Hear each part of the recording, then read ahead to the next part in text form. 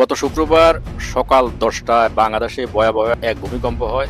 বিশেষজ্ঞদের মতে আগামী কিছু দিনের মধ্যে আমরা আরেকটি ভয়াবহ ভূমিকম্পের আশঙ্কায় আছি। আসুন জেনে নিই ভূমিকম্পের সময় আমাদের করণীয় কি।